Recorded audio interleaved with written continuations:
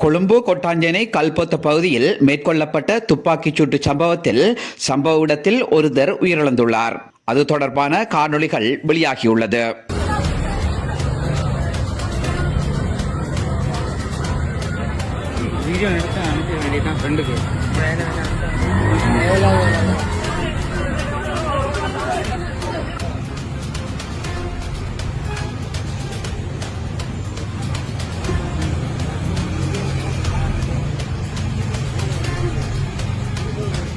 இலங்கையில் தொடர்ச்சியாக துப்பாக்கிச்சூடு மேற்கொள்ளப்பட்டு வருகின்ற நிலையில் கனேமுள்ள சஞ்சீவையின் துப்பாக்கிச் சூட்டுக்கு பின்னரான காலப்பகுதியிலும் இலங்கை அரசாங்கம் பாதுகாப்பை தீவிரப்படுத்தியிருந்த நிலையிலும் கூட கொட்டாஞ்சேனையில் இந்த சூட்டு சம்பவம் இடம்பெற்றிருப்பது அரசாங்கத்துக்கு இன்னும் நெருக்கடியை கொடுத்திருப்பதாக பலர் தெரிவிக்கின்றனர்.